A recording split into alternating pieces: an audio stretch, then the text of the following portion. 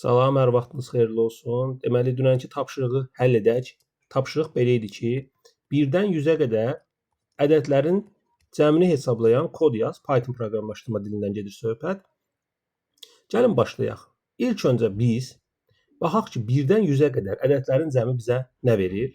Biz bilirik ki, burada 1-dən n-ə qədər ədədlərin cəmini hesablamaq üçün n vurulsun, n üstə gəlinsin 1 bölünsün 2 düsturundan istifadə edə bilərik. Ədədi silsilə. Yəni nəticəni bilmək üçün, yəni burada yazılacaq nəticənin doğru mu, yanlış mı olduğunu tapmaq üçün biz baxaq. 100 vurulsun 101 bölünsün 2 bərabərdir.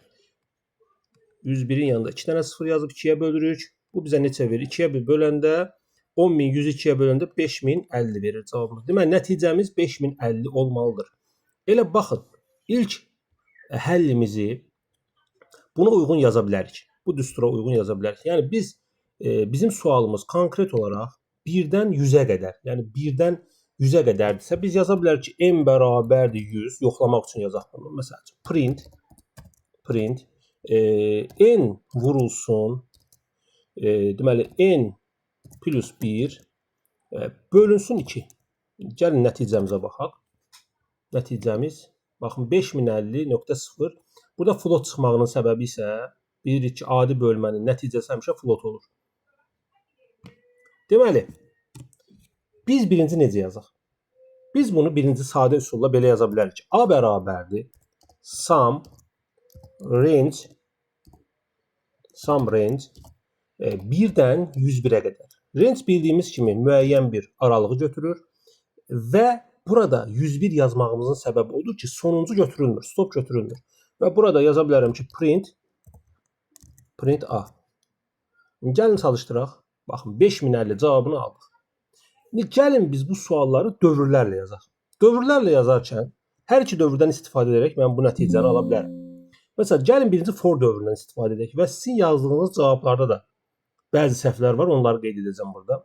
Birinci cəmlənmə üçün uşaqlar. S bərabərdir 0 götürməliyik. Yəni S dəyişəni götürürəm və cəmləmədə yadımızda saxlayaq ki, adətən 0-dan başlanılır. 0-dan başlamaya da bilərik. Təbii ki, S-ə 1 qiymətini verərək müəyyən bir aralığı 2-dən də götürə bilərik. Amma ən gözəl şəkildə 0-dan başlamaqda sizi çaşdırmasın deyə. Sonra deyirəm ki, for i in range. i-nin qiymətlərini aralıqdan, müəyyən bir aralıqdan, müəyyən bir kəsikdən götür. Hansısa kəsik 1-dən 101-ə qədər. 101 götürülmür. 0-dan da 101-ə götürə bilərəm burada.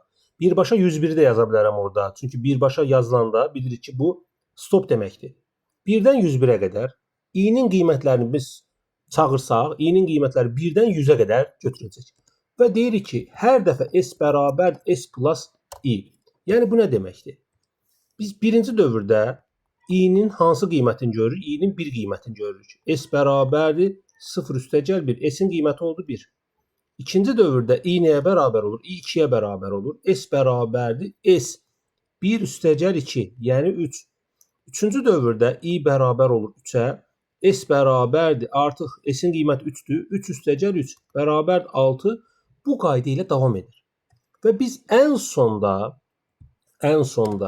bura yazsaq ki, print s, ən sonuncu s-imiz doğru cavab olar. Amma burada nəticə itibarilə 100 dənə s çap olunur. Bunun üçün bizə sonuncu s lazımdır zaten. Sonuncu s-in olması üçün isə biz printi dövrün gövdəsindən kənarda yazmalıyıq. Gəlin bunu da çalışdıraq. Baxın, 5050 cavabını yenidən almış oluruq. 5050 cavabını yenidən almış oluruq. Və yaxud da biz bunu while dövrü ilə yaza bilərik. While dövrü ilə yazdığımız zaman ön şərtli dövrlə yazırıq bunu. Və ön şərtli dövrdə belə bir i bərabərdir 0 götürək. Deməli, s bərabərdir 0 götürək burada. While nə qədər ki, i kiçikdir 101-dən, i kiçikdir 101-dən, o zaman s bərabər s üstə gəlinsin i yazıram. i də bərabərdir i plus 1 yazıram. Və print s yazdıqdan sonra icra edirəm bunu. Baxın, yenə də 5050 cavabını almış oldum. Bu necə çalışır? i'nin bütün qiymətləri, bax, i sıfırdan başlayaraq burada 0 kiçikdirmi 101-dən, daha sonra həmən o i'nin qiyməti s-in üzərinə gəlir. Sonra i'nin qiyməti 1 olur. Sonra 1 kiçikdirmi 101-dən, bəli, həmən o 1-i də s-in üzərinə gəlirəm. Sonra i'nin qiyməti 2 olur. Yenə 2-ni də yoxluyur. Nə qədər ki 101-dən kiçikdir i'nin qiymətləri, təbii ki, hardan? 0-dan başlayıb 100-də dayanacaq bu. 0-dan başlayıb 100-də dayanırsa, deməli nə baş verir? Burada 0 və 100 aralığında qiymətləri götürür və s-in üzərinə həmən qiymətləri gəlir. Və biz burada doğru cavabı, 5050 cavabını almış oluruq. Amma while dövründə bir şeyə diqqət etmək lazımdır. Bax, məsəl üçün, biz burada indi fikir versək, s bərabərdir i plus 1 bura yazıb, s bərabərdir s plus i bura yazsaq, s plus i bura yazsaq. Baxın, burada bir dəyişiklik olacaq. 5151 dəyişikliyi. Baxın, niyə? Çünki ən sonuncu, baxın, ən sonuncu hansı qiymətdən dövrə düşür? Yəni 100 kiçikdir 101-dən qiyməti ilə dövrə düşür, düzdürmü? Dövrə düşən zaman i'nin üzərinə bir vahid də gəlir. Hansı qiyməti alır? 101 qiymətini alır. 101 qiymətini alır.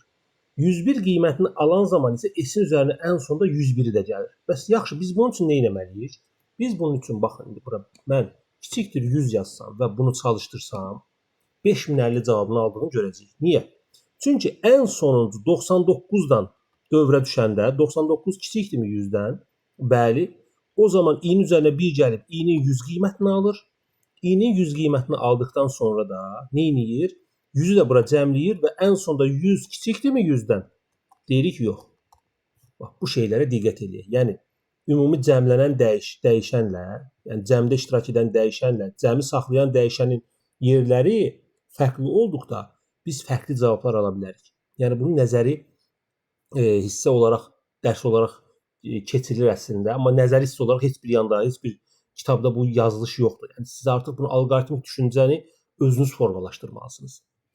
İndi uşaqlar, gəlin mən sizin yazdığı cavablara baxın buradan. Biraz bunlara dəyərləndirək. Məsəl üçün, burada Jale adlı izləyicimiz yazıb ki, belə deyim, range'in içərisində vergüllə yox, qoşa nöqtə ilə ayırıb səhvdir. Sonra yazılanlara baxaq. Sonra fərqli yazılışlara baxaq. Görək, harada səhv varsa deyim. Məsəl üçün, Rafael düz yazıb, Burhan düz yazıb, sonra Səma, bir dəqiqə, Səma, yox, düz deyil bu, S plus I, baxın, burada adını yazmayan bir izləyici 1-dən 100-ə qədər verib forun daxilində. 1-dən 100-ə qədər olanda 99-a qədər götürür. 99-a qədər götürür. Sonra yenə bir izləyici düz yazıb, ad olmayanlar deyə bilmirəm, təəssüf ki. Milan adlı izləyici, baxın, S-in üzərinə Milana həmişə 1 gəlmirsən sən. S-in üzərinə i-ni gəlməlisən. S-in üzərinə 1 gələndə sən 100 dənə 1-i cəmləmirsən sadəcə. 100 dənə 1-i cəmləmirsən. Başqa görək. Spruce adlı izləyici for-u böyük hərflə yazıb. For böyük hərflə yazıla bilməz. Sintaksis xəta verib. Spruce yenə for böyük hərflə yazmısan.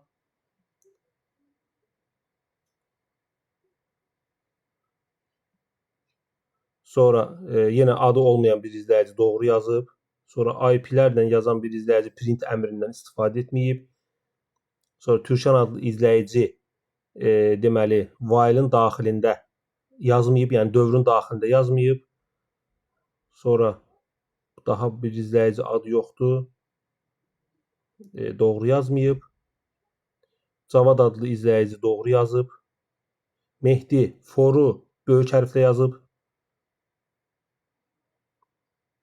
Burada Zeynal Abidin burada int yazmısan. Int i plus kodu anlaya bilirəm.